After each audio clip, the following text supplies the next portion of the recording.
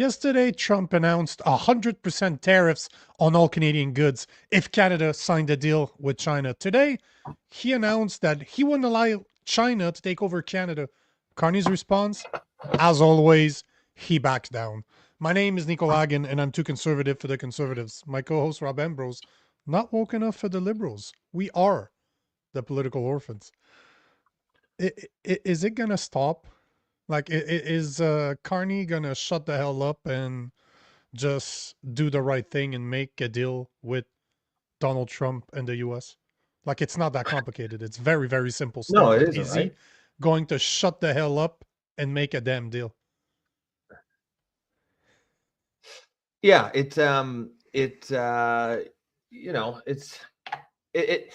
of feels like it should happen, and Trump would be open to it. But that's the thing is okay, so there's been bad blood, like as petty as Trump is, he doesn't have a long memory for that stuff. If you said something bad against him yesterday, you'll be his worst enemy yesterday. He'll destroy you. But if you come back tomorrow, the next day, today with something nice, he's your best friend. Like as long as you play the game, play ball, and yeah, it might be tough to swallow your pride and I know that I reference frequently my boomer parents as sort of my liberal boomer parents are obviously, smart and intelligent and kind, loving people. But they like most boomers, they consume most of the news from mainstream media. And so, we'll often have discussions. But I think that's the vibe that I get from them is like, they hate Trump so much that it's almost like it's worth it to have like on principle just to stick it to Trump. And it's like, no, motherfucker, like sometimes you gotta play ball. You gotta put the guy on the pedestal, even if it kills you to do it, even if he's going to sit there and gloat about it. He's the big swinging dick right now, and he gets those privileges. I mean, this is basic negotiation. You got to know yourself, know your strength, and know your opponent. But you don't have a choice. And this is basically what we're starting to see right now is that Trump is just saying, like, it's like Trump is done playing with a child. So here's what he said. So this all started yesterday when he posted this, Donald Trump, that's from his Truth Social. He said, if Governor Carney thinks he's going to make a deal, he's going to make Canada drop off port for China to send goods and products into the United States. He's sorely mistaken. China will eat Canada alive, completely devour it, including the destruction of their businesses, social fabric, and general way of life. If Canada makes a deal with China, it will immediately be hit with 100% tariff against all Canadian goods and products coming into the U.S. Thank you for your attention to this matter. To this matter. He always ends on that. And that's just one of those things. It's so very clear. It's not ambiguous. It's very clear. And I guess you can sit there and be like, well, Donald Trump can't dictate our policy. But if the only reason you're against it is just to not let Donald win, that's really stupid. Sometimes you got to swallow your pride when you have the weak hand at the negotiating table. And right now, Canada has the fucking weak hand. And does it suck for our negotiators that America is headed by someone who has no problem throwing America's considerable economic might around? Yeah, from Canada's perspective, it sucks. But that's just the reality of it. And we can't go around spiting Trump, just like destroying our economy just so we don't give Trump a W. And it's frustrating because sometimes all he wants is the W. You can do whole fucking $1 trillion trade deals based on letting Trump think he had a win. Like you can manipulate Trump. He's not hard. He'll tell you how to manipulate him. He just wants to be the top guy in the room. And if that's the difference between crashing your economy and signing a trade deal, you fucking make him that guy. Make him the biggest man in the room. But it's more than that, though. This is what it used to be until the past few weeks. But you'll see his way of speaking has kind of changed. Because remember, he said, you want to make a deal with them? Okay, cool. He kind of gave, like a parent This morning, my son, okay, he's going to turn 7 months soon. He's playing, he has a chair that he sits in. There's kind of a piece of plastic that hangs over so we can put some of his toys on. And he was pulling on it and he was trying to bite it because he has a tooth that grown. So he's trying to bite on it. And I'm looking at him like, bro, that's going to snap back in your face. Like, continue doing that. It's like, it's hard plastic. Yeah, you're able to bend it, but guess what? It's going to clap you. But I'm not going to stop him. Yeah. I want him to learn. Like, I don't care. If you smack yourself, you'll do it once. And it seems that that's what Trump was doing with Carney. You know what? Oh, you want to make a deal with them? Okay, go ahead. Make a deal with them. But yesterday he said this. So he came out and he said the last thing the world needs is to have China take over Canada. It's not going to happen or even come close to happening. Thank you for your attention on this matter. So you can see that the tone is changing. So although, like, it was a couple of weeks ago, or even I think, 2 weeks ago, just before Davos, so 2 weeks ago, where Trump was pretty much saying, okay, you want to make a deal with them? That's fine. You know, okay, here's the parent in the room. You want to play with something that might hurt you? Okay, cool. Go ahead. Well, that's what it sounds like. That's what it sounds like. And that's what it sounds like. And now he's kind of changing his tone to say, guy, China's not going to come into my country, into the Western Hemisphere. Like, we've been talking about the Monroe Doctrine for a few weeks now. We talked about what's going on in Venezuela. We're talking about what's going on in Greenland. And that is a fact. He does not want China to get involved in the Western Hemisphere. Love him or hate him.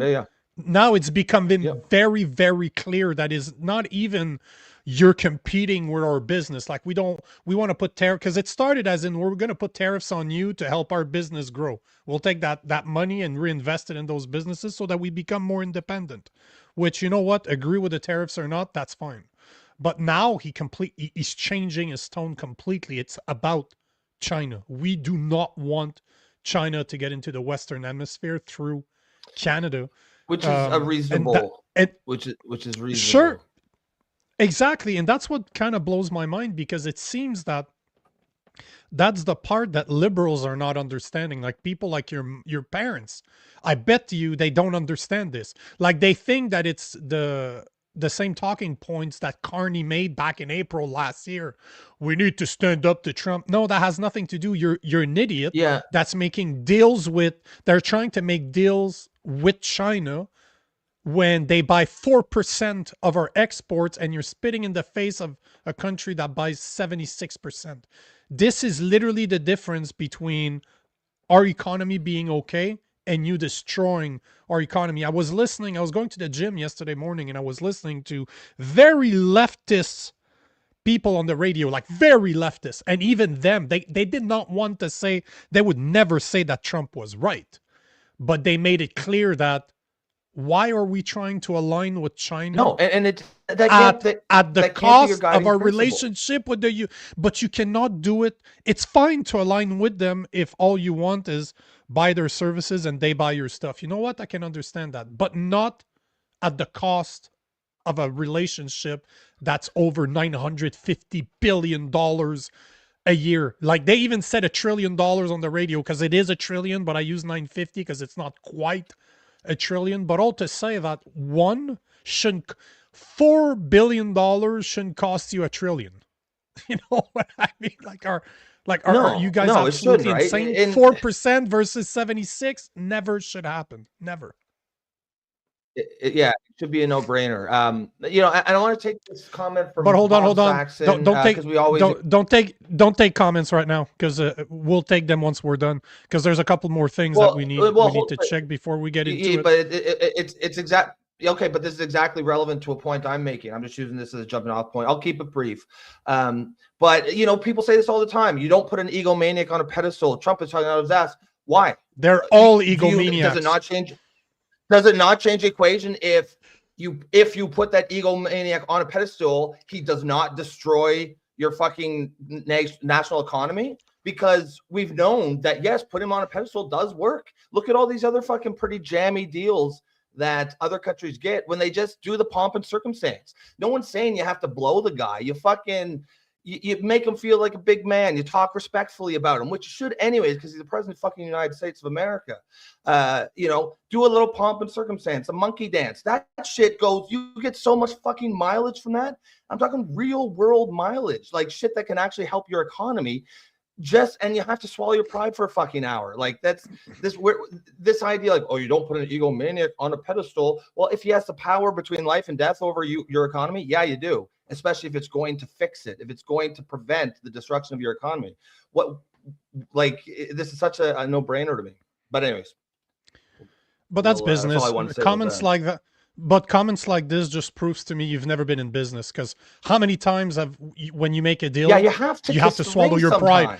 Sometimes. It's just part of the deal. And the point in the matter is, first, they're all egomaniacs. If you don't think that Mark Carney is not a massive egomaniac, you've never listened to any of his speeches. He is a massive egomaniac. If you look at the psychology behind the people that are, every single person that's in politics, if you ask me, has some type of an ego. I'm not saying that they're psychopath, but I'm saying that they all have some type of ego. It takes something to say, I want to do this. So at the end of the day, if you look at the psychology, it does show that the people that are interested in politics are massively egomaniacs. Not all of them, but to a certain extent, yes. So don't get fooled. Plus, as you said, you need to kiss the ring. At the end of the day, we don't have any leverage whatsoever, and they buy 76% of our exports. How many times have we said over the past few months that should you diversify? Absolutely. Every business out there should have as many different customers as possible, so that if something happens to one of your customers, you're not down 76% of your money. You have a bunch of people that can pick up the slack if you have more production to sell. But does that mean you need to do that while spitting in the face of your biggest customer, knowing that it's going to take you 5 to 10 years? Don't poke him in the eye. But can you even replace it? Right? Like, can you? Our second biggest buyer is China at 4%. So it goes from 76% to the US 4% from to 70. 2%. And if you look, 76. But if you look at the posts from the liberals, they're always saying, oh, China is our second biggest customer. Yeah. 4% versus 76. No, but they're smart. They're not showing the numbers, because everybody, if you saw the 4% versus 76, what are we even talking about here? But what do you think happened? Yeah, here's the response. It's a nonsense conversation. No. So here's what happened. And look at Carney's response today about 6-7 hours ago. He went in front of the journalist and he said the following. We have to keep the focus on protecting Canadians, protecting our communities, protecting our borders, protecting our way of life, and supporting many Canadians who feel a squeeze, the cost of living, affordability. How are you responding to Trump's threats about 100% tariffs? Well, the first thing is that Canada respects our engagements, our commitments. Il y a des engagements dans la CN. He always goes in French when he doesn't know what to say in English. That not to pursue free trade agreements with non-market economies without prior notification. We have no intention of doing that with China or any other non-market economy. Sure. What we've done with China is to rectify some issues that developed in the last couple of years. In many respects, we're going, to use the expression, back to the future with respect to EVs, with respect to agriculture, with respect to fish products and other food products, but with additional protections. So for example, back in 2023, we didn't have a cap on the number of EVs. We didn't. So basically, blah, blah, blah, blah, blah, blah, blah, blah, blah. He backed down because 2 weeks ago, he called this, and I quote here, a new strategic partnership. He made it sound like China would replace our biggest customer, that is the US. Now, Trump, as you saw, threatened Canada for 100% tariffs on every single goods that goes into the US. Then today he said, yep, no, I'm not going to let China take over Canada. And of course, Mark Carney does what Mark Carney does every single time he acts tough and Trump calls him out. He backs down, he elbows down, and he does exactly what he did there. Well, and but then, you know, but hold on, let's check this, because Trump couldn't let that go. He said something that was actually pretty funny afterwards. But here's what Trump posted a couple hours ago. China's successfully completely taken over the once great country of Canada. So sad to see it happen. I only hope they leave ice hockey alone. He's a troll. Don't ever forget that Trump is a massive, massive troll. He's a troll. Let's be honest here.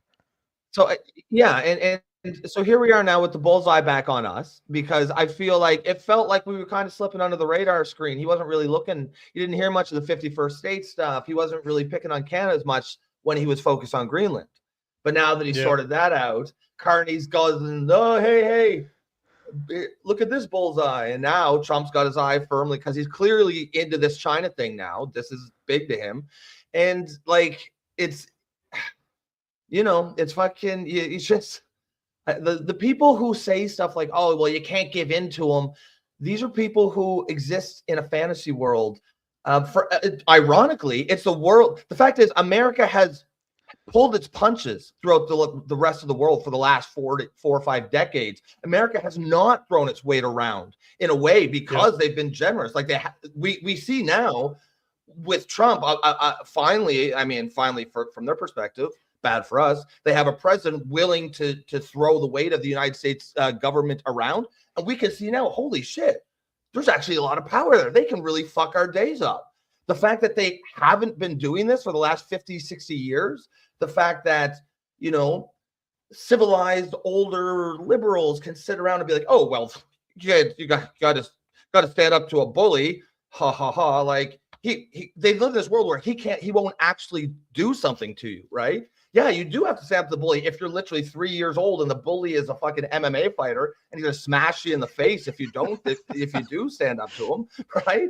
If the odds and the odds, like, that's what we're talking about. We're not even talking about David and Goliath. We're talking about like fucking David and 1,000 Goliaths.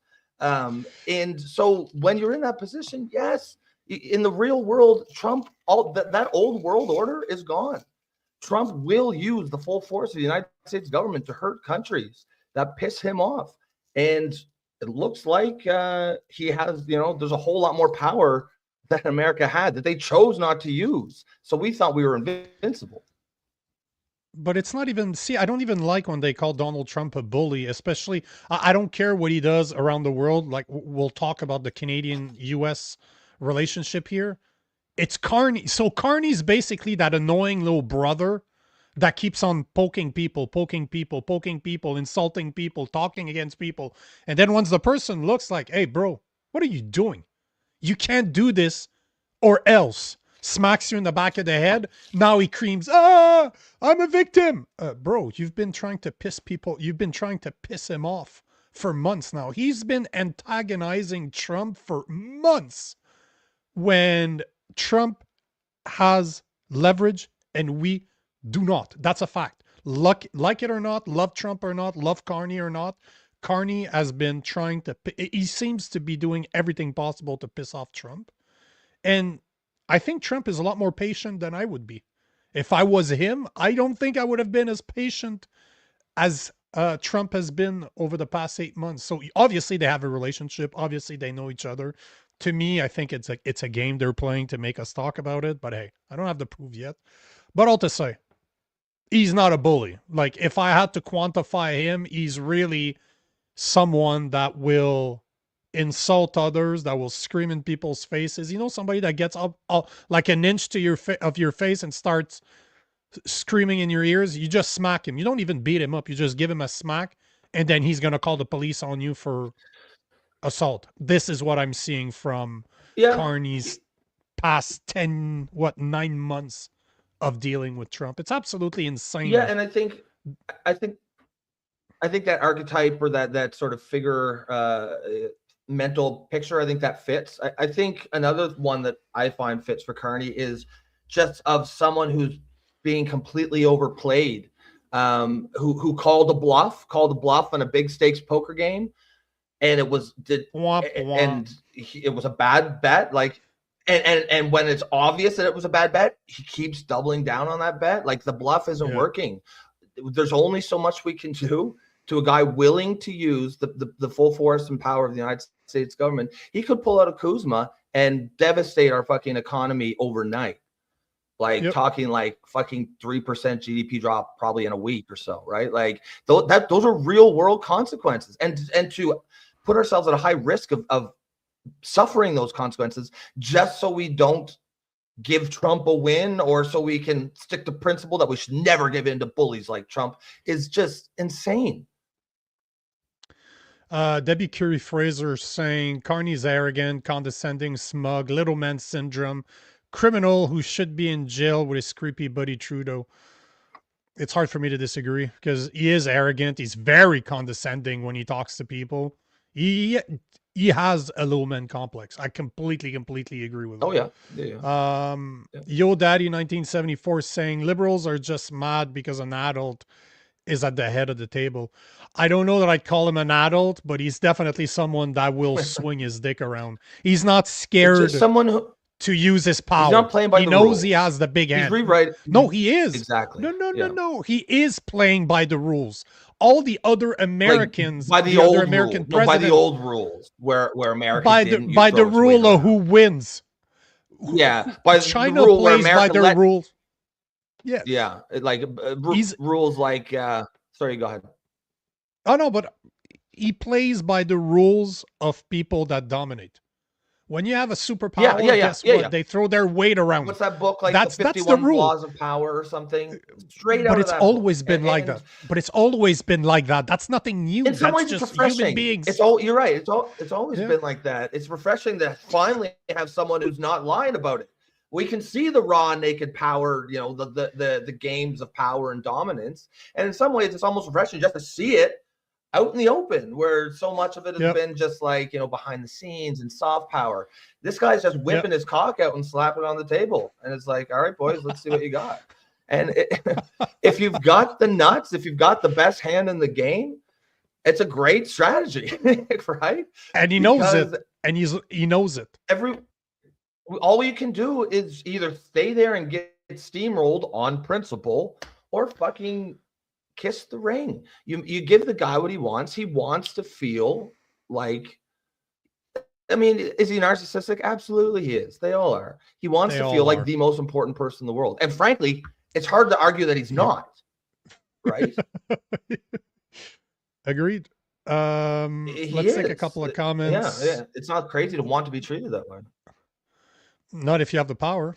Wild 1957 Flower saying, what has Carney done for Canadians in this first year? And I cannot answer this question outside of destroying our relationship with the US, trying to pass C2, C8, C9, C12, C16, and then use C63, gun grab.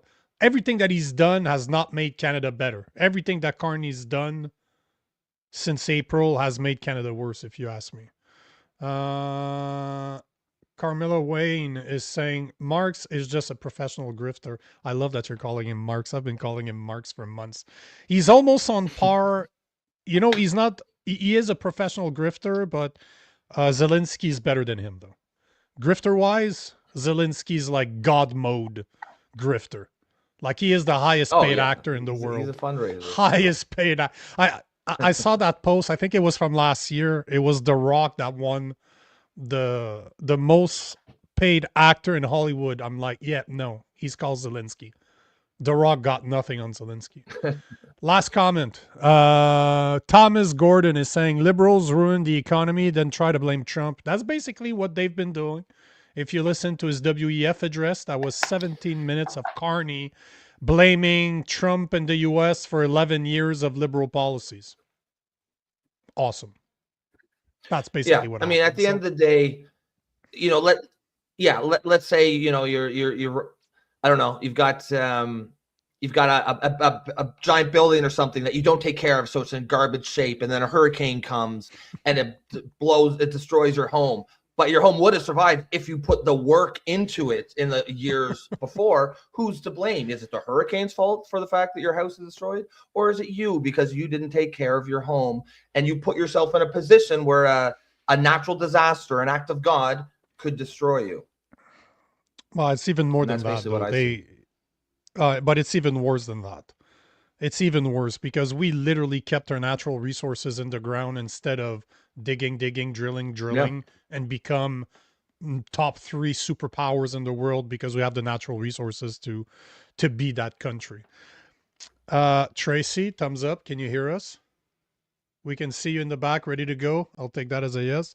I didn't have time to say so, but tonight we're joined by Canadian Coalition for Firearms Right VP of Public Relations, Tracey Wilson, to speak about the liberal gun grab. Tracey, welcome. Hey, Tracey. Hey, thanks for having me, guys. I'm excited. Thanks for, you started following me last week, and I've been following the CCFR for years as a gun owner. In my head, you're the biggest lobby group in Canada when it comes to gun rights. So as soon as I saw... Yeah, I had reached out to you, but it seems like I didn't have the right email address. So when you started following me, I'm like, it's going to happen right now. So here we are. Thank you for accepting our invitation. I do have a bunch of questions for you. We had the VP of Communications of the NFA this week on the show. So I'm going to build on the conversation that we had there because there's a massive appetite right now. I've never heard of gun rights in Canada being so popular as they are right now, which is absolutely great. But let's start at the beginning. Videos since we started the show have all come in the last 2 or 3 days. How many episodes have you done, Nico? We've got a few hundred in the 244. 244 over the past year. Our most viral clips are the issue for the last 2 days right now. 100%. So let's start at the beginning. Let's make it easy. Explain to us what an assault style firearm is. Well, it's anything they want it to be. And that's intentional. That's left wide open so they can add anything they want. You'll remember back to the original ban in 2020, it encompassed all kinds of things. Big bore rifles, you've got shotguns, you've got single shots, you got a whole bunch of semi-autos in there. So this is a wide open term. It's literally meaningless. We've taken this to the federal court, to the federal appeals court. We're actually waiting to hear back from the Supreme Court now, if they'll hear our case, but they've refused to define it definitively because then they wouldn't be able to keep expanding it. So it's a term that means absolutely nothing. It's whatever they want it to be. And it's a catch-all for any firearm that they decide that they want to ban from us, which I assume at some point will be all of them. Do you want to explain the gun grab in your own words? Yeah. So this is an attempt to disarm Canadians. And it's always a lot easier to do things death by 1,000 cuts, right? I mean, if they came in and outlawed every single gun right away, we'd probably have riots in the streets.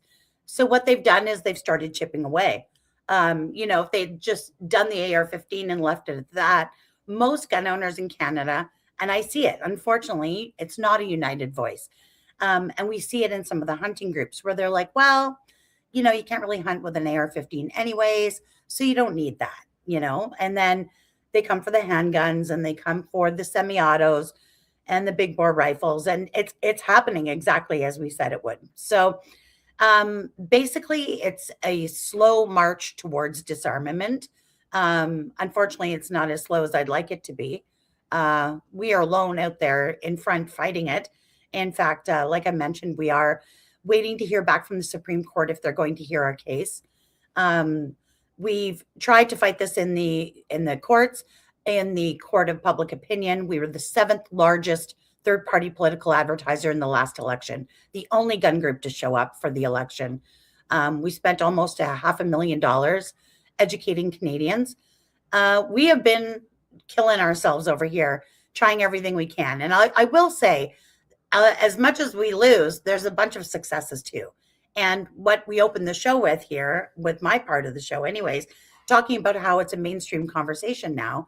I would like to think we've played a big role in that, because most Canadians, nobody's sitting around feeling bad for gun owners with their AR-15s and their handguns. But when they start seeing, the absolute lack of resources and effort put into combating crime, which does affect their lives, right? More and more people every day. At the same time, they're wasting, $750 million on this gun grab.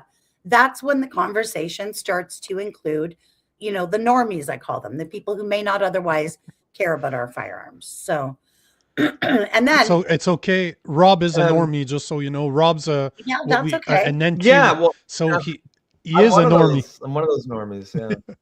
Yeah. Well, and actually, I was going to use that as a jumping off.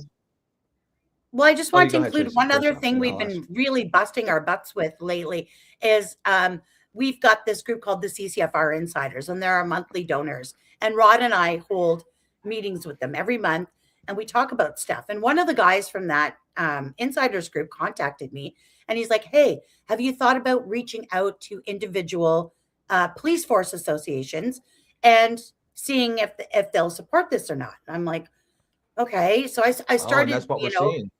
Yeah. So I started, going through their websites, and actually to find the contact information, it was like really work intensive. And we are a small group, small but mighty over here at the CCFR.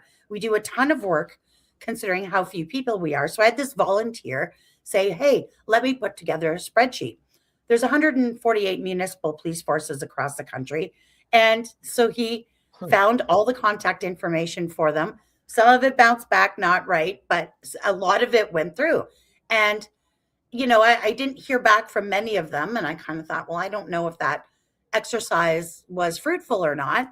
But now, after the last couple of weeks, seeing all these law enforcement agencies coming out against it, I think Waterloo even came out yesterday. It's starting to show that they're finding the courage to speak up. And the list of who is supporting it has now become, the shorter list to repeat than who isn't. So, so I think that's a really positive move. And then I know when you were talking to the NFA guy, you were talking about Alberta or Ontario, how Doug Ford came out very strongly against that. Well, my phone rang today as I was sitting on the couch after my grandson's soccer game, and it was Doug Ford. And he called me personally, and we talked about his statement. No way. He's actually, I talked to an awful lot of politicians. We are by far the most politically active group in the country. But he's meeting with Carney on Wednesday, and he's going to be bringing this issue up. And so I gave him a bunch of advice. That's kind of our plan A. I'm not always the biggest fan of Doug Ford as a conservative. He's not very conservative, but at the same time, he's definitely got Carney's ear a lot better than I do. So, So we'll see. You'll fit in around here, Tracey. Oh yeah, like I'm telling you, we are pulling every string we can, and then of course we have that project coming out now. Yeah, sorry. Go ahead. Wow, that's actually really impressive because as Diego said, so I'm kind of the normie in this. Most of my understanding of the gun issue has been part of the show. Just sort of Nico's brought that issue into the show with him. So that's where my knowledge comes from. I think I'm like probably the normie Canadian where, I want guns to be illegal. I'm okay with some reasonable restrictions on them. I oppose gun grabs. And you're right. I don't have a whole lot of sympathy for AR style weapons being banned. Sure. Now, my question though is, I was under the impression, I mean, I'm not anymore because I'm in this show, but like I said, I think I've got a pretty good ear on the normie Canadian on this issue. And I suspect that the vast majority of them think that all these gun grabs that they might hear about in the media, bits and pieces, are basically only AR style weapons.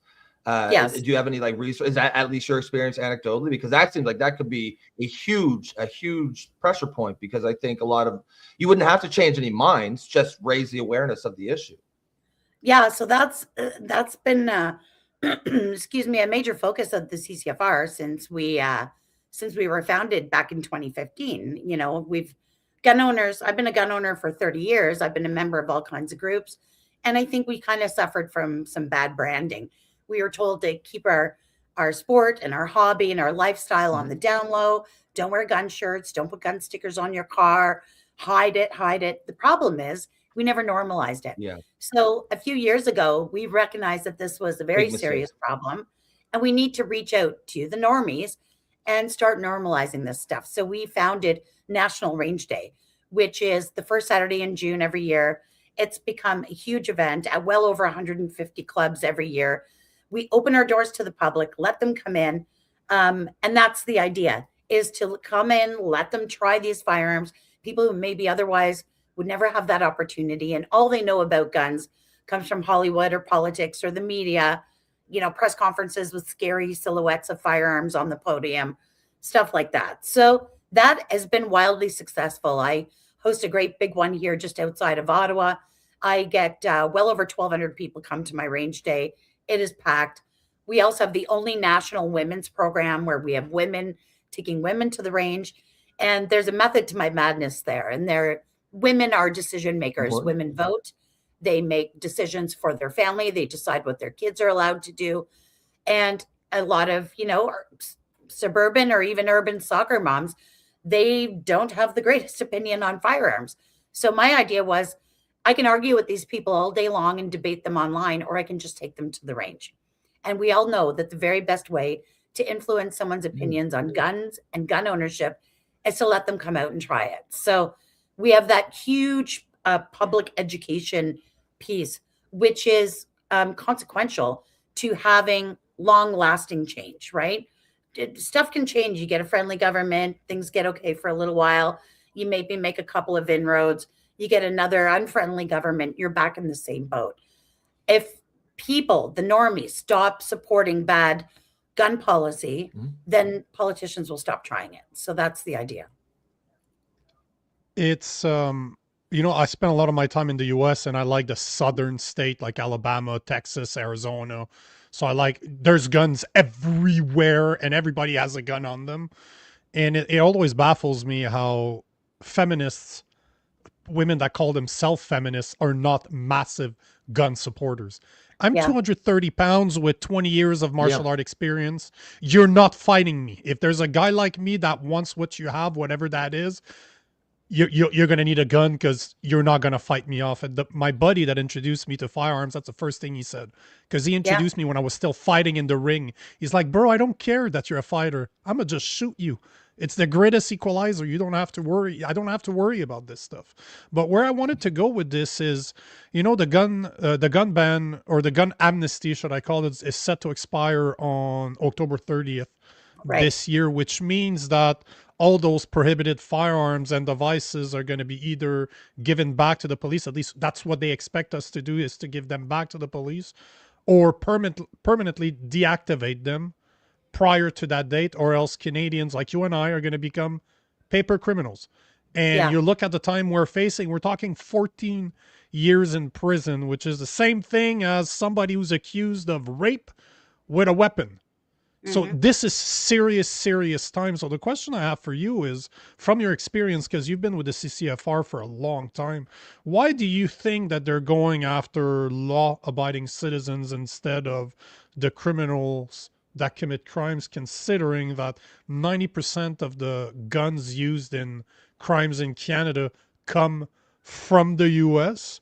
So why is it? Because it's not us. It's not law-abiding citizens that are actually committing those crimes. And why do you think they're coming after us instead of securing our borders? Because it's pretty simple. The problem's at the border. That's where the problem is. Yeah. I'll tell you exactly why. So this is going to be painful for a lot of people to hear. But the reason they're not going after the criminals is because they need that. They need that crime and violence to scare people into supporting these ideas. And it's politically motivated. There is, there's a disarmament agenda, a big overview, 30,000 feet above, global type stuff. But aside from that, there's also the ability to keep people divided on these issues, was something we saw a lot during the Trudeau Liberals. And I just want to say to Rob, I'm older. I'm way older than you guys, but I'm old enough to remember the The old Liberal You're Party like a day is over not, 29. I have a daughter older than that. So yeah, I have a daughter in her mid 30s. She's 35. So yes, I'm old. Oh, wow. But yeah, so this party is not the Liberal Party of our parents, or my parents, that's for sure. No, absolutely. We made that argument here too, yeah. Yeah. And so, I don't look at modern liberals the same as I did traditional liberals. I mean, they're the natural governing party, right? Traditional liberals, and a lot of young guys may not know this, but, back in the day, that was more your centrist party, right? It's very different now, of course. But these are issues that keep people divided. And you see that the last thing they need is exactly what you guys are doing, where you get a guy who's on the right and a guy who's on the political left, and you come together and you find out you don't have so many differences as they want you to.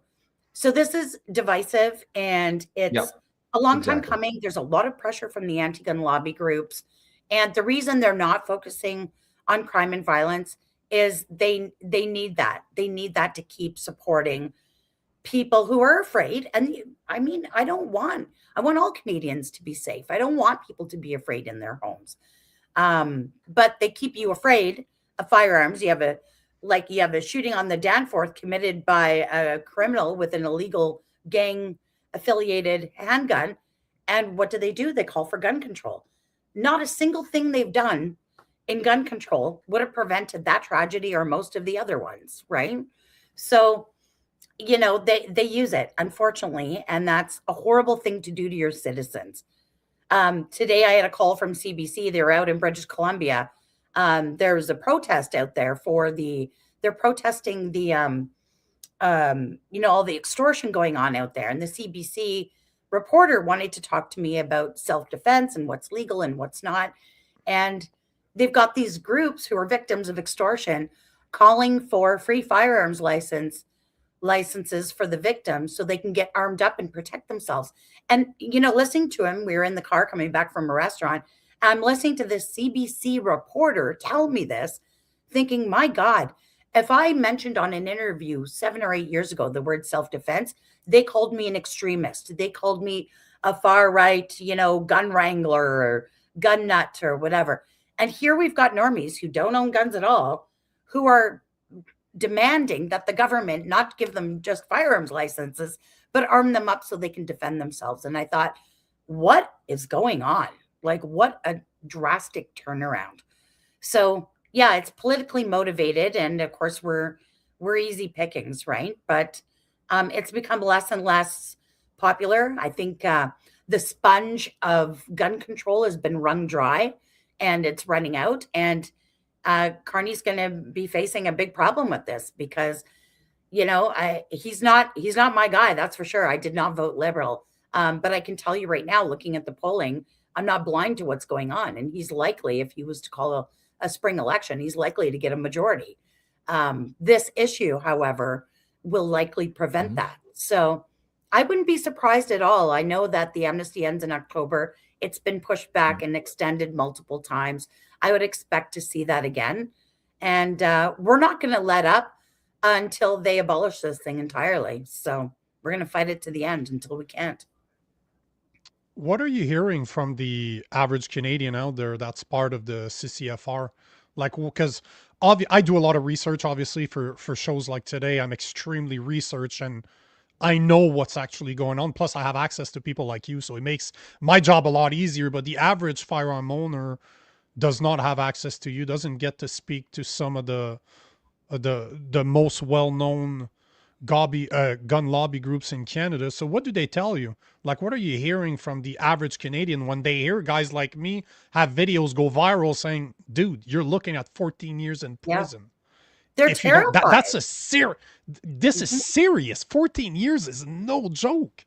Yeah, I mean, people are terrified. They don't want to give up their stuff. My advice when they started last week, opening up that portal, my best advice is don't do it. Don't do it at all. Don't participate in that at all, because we did a breakdown on this. Less than 1% of people are going to get something anyways. And I'll be damned if I'm going to be competing against my fellow gun owners for the little measly scraps put in front of us for this government to fill in their registration, because they don't know half of what we've got, right? The whole thing is just a big mess, but people are afraid and they're wondering what happens when the amnesty runs out. So what I tell them is, look, all kinds of things can happen between now and the end of October. Politics moves fast. You don't have to. We could find ourselves in an election, and that, that would put a stall on things. We could hear back from the Supreme Court and be headed off to the Supreme Court and win there. We're launching a national campaign, a PR project to educate Canadians on this. And we're going to sink more than $500,000 into it. It's going to be the biggest thing anybody's ever seen. That could be fruitful. All kinds of different things could happen. The amnesty would likely be extended. If uptake is low in their portal, in their registration process, they will likely have to extend that amnesty. They've already done it multiple times. So I'm asking people to hold the line. I recognize maybe some people aren't in that position, and everyone has to make their own decision for themselves. But I'll be damned if I lift a finger to help these people do this. So I am not, I got the email just like everyone else. I'm not even clicking on their links. I don't trust any of it. I'm not touching it. And, if worse comes to worse and the amnesty is coming up and it's going to expire and there's no good news and there's nothing we can do, then if I have to turn in what they know about, that's exactly what I'll do. But I'm not going to go to prison for these people, but I'm also not going to volunteer information to them. So I own AR-15s. They know I've got them. They're already pre-registered.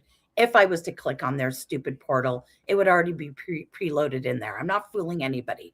And then, of course, anything you bought after the measures within C71 were implemented, that's that backdoor registry, they would likely know about that too. It would take some back work to get it figured out, but they could.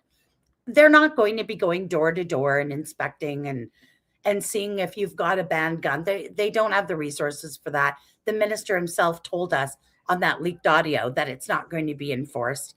I'm the one who leaked that audio, by the way. That was a lot of fun. Thanks for ripping into my further question. Thanks a lot. No, sorry about that. But, yeah, but what they'll do is they'll probably take a few people, probably myself, maybe my partner, Rod Giltaca. They will make an example of us. They'll come to my home. It will be national news. It will scare people. And people will, people will either give in to that or they'll do something else. But yeah, at the end of the day, they don't have the resources to go around and they don't have the support to do it anyways. Cops are not going to do it. So yeah. That's been pretty clear, because up to now, Alberta said no, Manitoba said no, Saskatchewan said no, the Yukon said no, Ontario said no.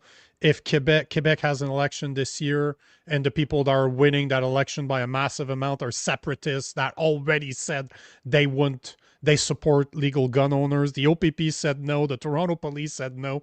New Brunswick police forces are saying no. Mm-hmm. Does that surprise you? Is that surprising to you that all those police basically the RCMP? Saying, yep, nope. That's the only ones. Well, I've also spoken to the National Police Federation, which is the RCMP union that represents the frontline cops, right? There's a big difference between the brass and the cops. Oh, yeah. And the guy who represents the cops was like, no, we're not doing that either. So when the minister says he's going to have the RCMP do it, the RCMP have not agreed to that either. The rank and file or not? Yeah, wow. They are the National Police Force, and they're under the purview of the Minister of Public Safety. But this is going to become a national crisis for them very quickly. And I'll tell you why it's this way is because a lot of cops are gun guys too. And even the ones who aren't, they didn't sign up to run around chasing and bothering people like you and I who've done nothing to deserve this. They signed up because they wanted to serve their communities. They wanted to catch bad guys, put them in jail, and make our communities safer. Chasing around law-abiding gun owners is not it. So, and that's also dangerous, right? It's very dangerous. That's not a comfortable situation to walk into. No, and they don't have the resources for this. They're stretched thin. They're busting their butts out there, arresting all these repeat violent offenders that the courts are spilling right back out into the street. You know, they want to go home safely to their families. They don't want to do any of this. So I hope it doesn't have to, you know, push come to shove. I hope in time that the minister, or at least the prime minister, will come to his senses and be a little more pragmatic on this. But we can't count on that. So we're doing everything we can and spending every dollar we've got to fight it in every arena possible. So, yeah. You need to get on more shows like this one. There's not a lot of conservatives, unfortunately, in Canada that have the balls to speak about this because they know it's not good for their algorithms of their social media platform. It's unfortunate, but I can tell you, you're always going to have a place here to come speak about this because I'm going to speak about it no matter what. So I appreciate that. Thank you for covering it. Oh, yeah. I don't have a choice. I do not have a choice. I don't have a choice. One of the things that I know because I'm a gun owner is we're very fragmented as gun owners, right? We have, I used to have my black badge. I used to compete in handguns in Canada. So I went above and beyond, but I'm a very small percentage of gun owners. Most gun owners will never go down that path. And we always have a divide between competitive gun owners or people that like nice rifles. I'm a big fan of the Tavor platform. That was my first gun, and it's my favorite gun. Love the Tavor. I'll take a Tavor over an AR every day of the week, but that's just me. But do you think that what we're seeing right now is finally gonna align the hunters with the more competitive guys, the guys that just like to shoot guns, not necessarily hunt with them? Because it's always been a problem in the past. Yeah, and I mean, you also have to remember too, we're divided not just along the shooting sport genres, you know, the hunters, the sport shooters, the tactical dudes, the sporty dudes, you know, long distance shooting, skeet, you know, there's so many different genres, but we're also sort of divided along age groups. And that makes a big difference. You know, I speak at a lot of clubs. I speak all across the country. I speak out of the country. I'm actually headed to Nashville next month. I've got 4 different speaking engagements on the big stage in Nashville at SCI convention, speaking directly to hunters.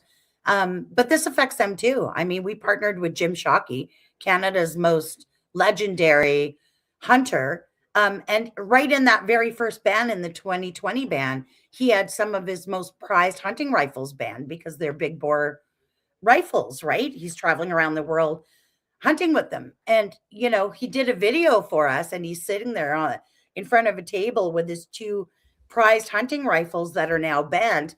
And he's like, this is an assault style anything. I mean, they look like something my grandfather would have owned, right? So I think, yeah, we've been tapping into that because, like I said, a lot of the older hunting type dudes are looking at what's being banned and saying, it's all that black scary stuff, you know, that tactical stuff. But it's not. It's every type of firearm. And now they're looking at the SKS. They've been trying to ban that for years and struggling because they know it'll be controversial with Indigenous communities. I mean, can you think of what that's going to look like? Have the RCMP roll into the local reserve to go in and pick up their hunting guns? Like that's how you get it couldn't happen. No, I mean, it could not. That's like another Oka situation. Yeah, I mean, what's that going to do for truth and reconciliation, right? So, yeah, it's a bit of a mess. Honestly, if they've just gone after the AR, as long as they do a land acknowledgement when they come for the guns, they're fine. Yeah, if they had just done that, I don't think it would have faced such opposition. But this is the problem with getting greedy and, you know, trickling in. And now we're well over 2,500 different models and variants. You know, it's trickling into everything. And if you listen to the minister's press conference he did on a Saturday afternoon, you know, because obviously they didn't want people watching it. I actually watched that in the parking lot of a hotel going into an event with Pierre Poilievre, and I had to go in and brief him on what happened. But you listen to the Quebec public safety minister and what he said, and he was warning people that if you do participate in the compensation part of the confiscation program, don't take that money and go buy another rifle because they'll probably just ban that one too. And he meant the SKS, but he also said any other firearms. That's what I mean. Like the goalposts aren't just moving; they're fluid. Like you know, you're damned if you do and you're damned if you don't. So I think they've gone too far with this, and that's why the public appetite for it is dwindling. And the more law enforcement agencies, provinces, and municipalities come out against it, the less popular it's going to be. So we're just going to keep pushing these people. Do you have a few more minutes, like 10 minutes more? Because I have a couple of questions I'd like to run by you. Because I saw a post earlier on Instagram about MAiD and firearms.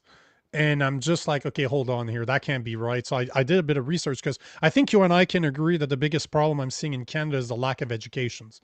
So those normies, as you like to call them, they're just not aware. And most people don't have me as a friend. Like Rob, although he's ex-military, he didn't understand the laws in Canada when it comes to firearm. And it's through this show that I keep on bringing it up and talking about it and having experts like you show up. But I was doing some research earlier and talking about education that people should know about. In 2024, 16 times more people died from MAiD than firearm related death. That's literally 16,499 committed MAiD versus just over 1,000 people died with gun related death. But if you break it down, you're looking at 60 times more people died from MAiD than gun violence, as in homicide. We had 287 homicide in Canada with a firearm in 2024, and almost 15,000 people killed themselves with MAiD. And this blows my mind, because this is a mental problem. This is a mental health issue that we're... Back to those stats for a second, Nico. Yeah. Can you just go my over point exactly? See my point exactly, Tracy. Do you see my point? In the entire country, in 2024, there were 287 death by firearm, as in homicide. Somebody killed somebody else. 287 versus 16,400. And that's including gangland, everything, that everything, illegal guns as well. Everything. That would be mostly illegal guns. And that's the thing. I mean, crime and violence is on the rise in Canada. However, if we go back up to 40,000 feet and look at it, Canada is still a relatively safe country with a low rate of homicide and firearm homicide. As far as MAiD goes, look, I come from a military family. There's about 72 years of service at my dining room table. My father was a veteran who died a slow and horrific death from a service-related illness here in Ottawa at the Rito Perley Veterans Home. And I remember, the last 2 years were absolute torture, but the last week in particular was awful. And I stayed with him 24 hours a day on his deathbed until he passed. And I remember throughout the night thinking he was a wonderful, brilliant, stately, loyal man. And I cannot believe that he's been reduced to leaving this earth in this way. And that is the instance where MAiD would have been an appropriate choice. But we've seen in Canada the expansion of that, where they're going into people with mental illness problems.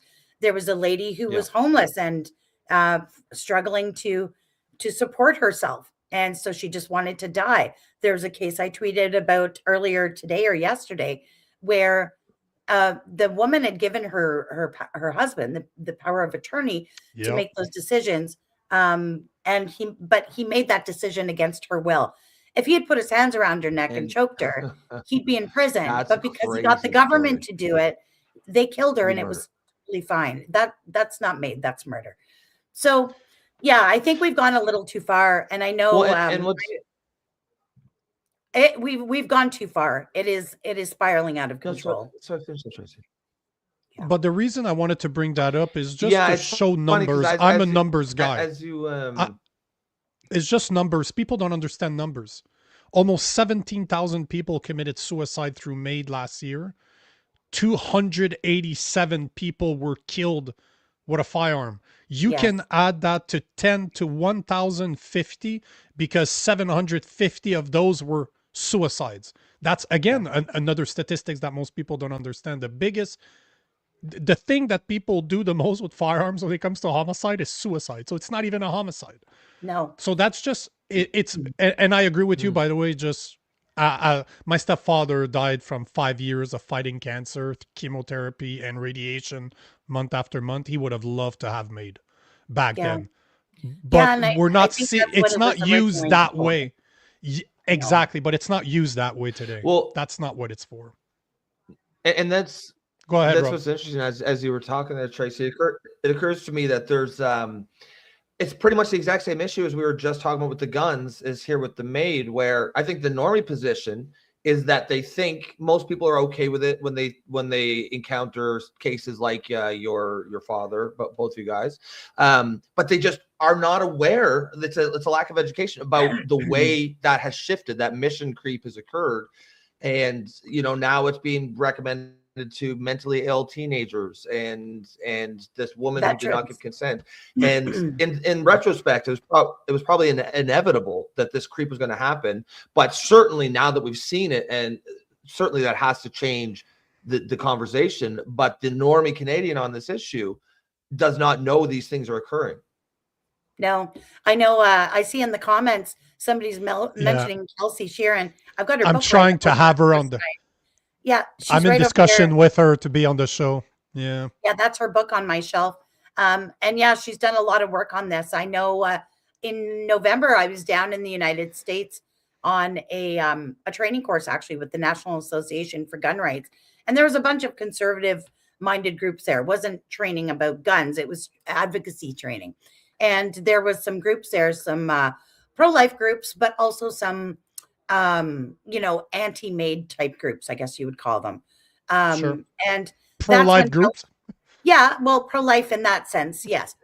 But that's when there was that viral video of Kelsey testifying at committee about that, and I played it for them on the lunch break, and they were just, couldn't believe it. And I respect Kelsey very much. Like I said, we're a military family. My husband's a veteran. He served overseas. My daughter's got 6 years in. She served overseas as well. So yeah, it's just, I think we've lost our way on that topic for sure. I'm not an expert on it by all means, but yeah, it's not right. It was just to bring on the statistics because I'm a fan of Kelsey. Because I'm a fan of Kelsey. I wanted her on the show. We've spoken before. A little bit. I do know her. Yeah. No, I do know her. It's just she's so busy. Like she's agreed. Oh, okay. Yeah. She's agreed to go on the show. It's just a matter of setting it up. Oh, okay. But she's ex-military, so she's the perfect person to actually speak about it. Before I do let you go, though, I did have one more question for you because obviously education costs money. Obviously, educating people ain't free. And I got a feeling that that's why you guys are doing this new contest. It's Raining Guns. I got a feeling that it's to raise money to do that exactly. So I figured I'd give you a minute to explain what that is and kind of do your pitch for it. So, I appreciate that. Because I'm interested to hear it too. I'm interested in hearing it too. So we've got this big national PR campaign that we want to roll out, and it's going to be very expensive. And of course, the more money we've got to spend on it, the more we can do it. And it's to educate the public, which is very important. It's vital to this fight. So the more people we can get it in front of, the more money we're going to need. So Rod came to me and he said, yeah, I've got this idea for a contest. I want to give away 100 guns. And I was having a sip of coffee. I spit it all over the place. I said, what are you, nuts? 100 guns? And right away I was like, no, we're not doing that. That's insane. We can't do it. And we reached out to our business members, and yeah, they've been very generous with us. We are giving away 100 guns. So we're doing our part to flood the market with guns, of course. And when he told me about it, all I could think of was that song, It's Raining Men. And I'm like, it's raining guns. There's going to be guns everywhere. So yeah, you can go to ccfr.ca, find the button there for every $20 Nico's favorite donation. song, actually. Yeah, for every $20 donation, you get an entry into it. And then, yeah, in May, we're going to sit down and do a very long video and draw for 100 guns. So, yeah, we need all the help we can get. It's been wildly successful in these first few days. And, maybe we can take this national project and just blow it up. I can't really divulge what it's about because it's a little bit top secret. It'll come out in our next podcast. But, Yeah, it's going to be nuts. Ooh. So yeah, you have a great opportunity to win some cool guns. What are those guns, by the way? Are any ARs in there? Any Tavors in there? I don't know the entire list, no, but we had one retailer give us 40 guns and another one gave us 20. So that was like a big chunk on the list.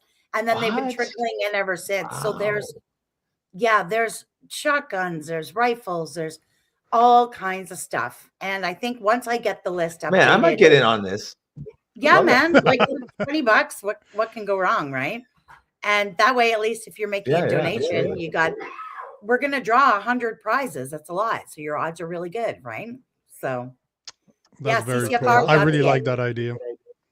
Yeah. So CCFR.ca. I looked at it today. It's super easy. CCFR.ca. Click on the link, and then you click on that massive button. So it's very simple. Yeah, just click the button. It'll take you right in there, and it's super easy. Enter now, enter often. So come May, we're going to draw for all those guns, and it's fun. Yeah. That's cool. Yeah, Tracy. Tracy. Then if I win, I'll get the chorus, and then I'll become super political too. So yeah. No, you'll give it to me. My own gun. It's fine. I'll take it. You can't have it right now if you don't have your license. I'm gonna transfer it to me. I'm gonna start my own collection. I'll take it. You have to get your license first. Yep. Get your license first. I will do that. Tracy, it was awesome having you on. Thanks for being here. I definitely want to have you back on. Let me know. I'd also like if we keep in touch for whatever's coming on your side, because this is something I talk about all the time. So I really try to keep up to date on everything guns related. It affects me, so I'm kind of selfish by not being selfish, I guess, or I'm being good with other people by being selfish. I don't know how to say it, but I'm just very. You're supposed to care about you care about the issues you care about, right? Yeah, I mean, yeah, of course.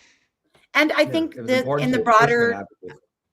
in the broader picture too, I think all Canadians can care about this, not just for the public safety issues that we've talked about already, but even for the property rights issues.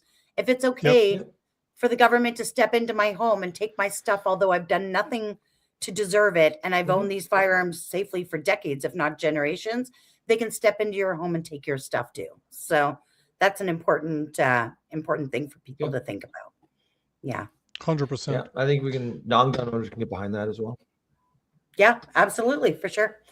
All right. Thank you very much, Tracy. Yep. Okay, good night. Appreciate it, Tracy. Hopefully we'll have you on again soon. Sounds good. Bye.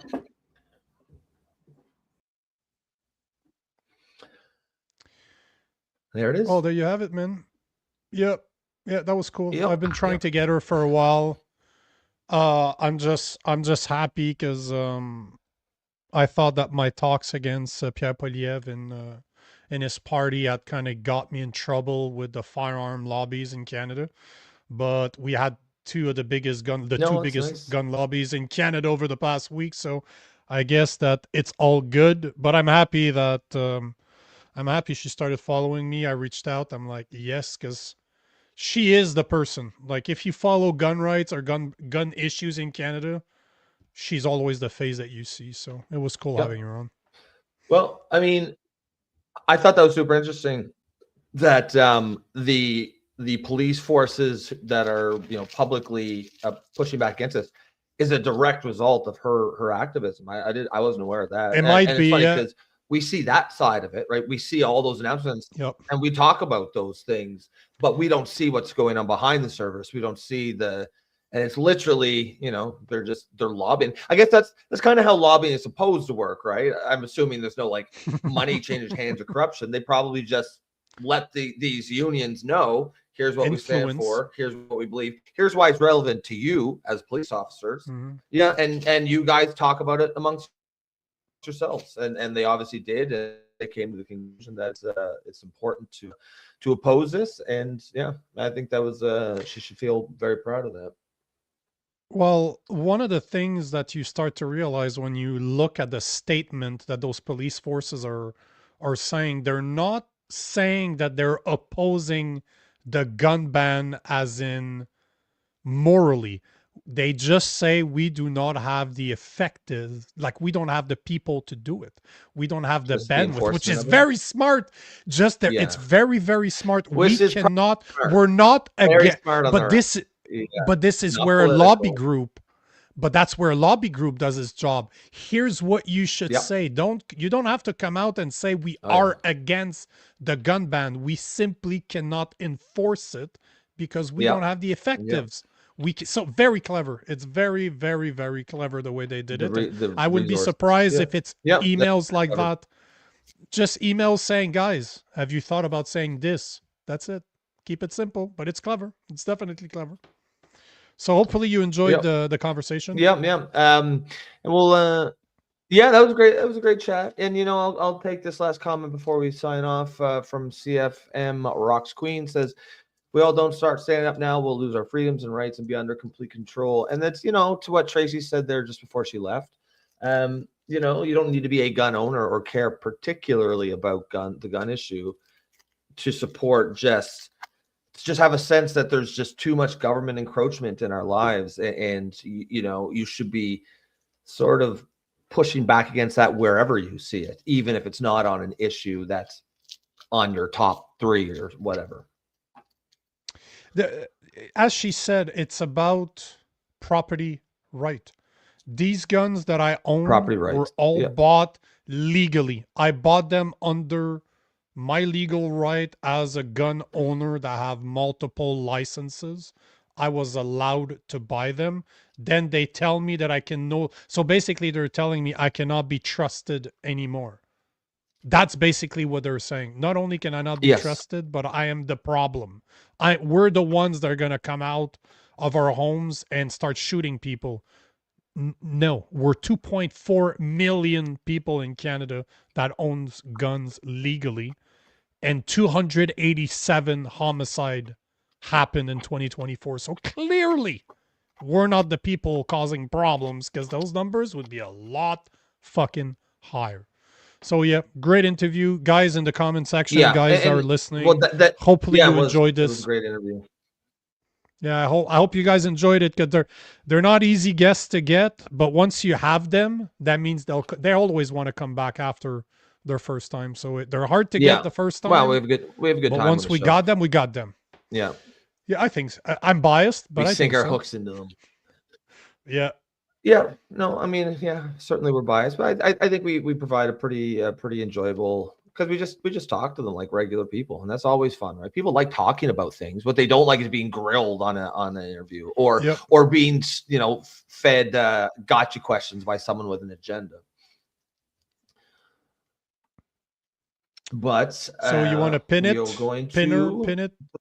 Yep. Yeah, we will put a pin in her.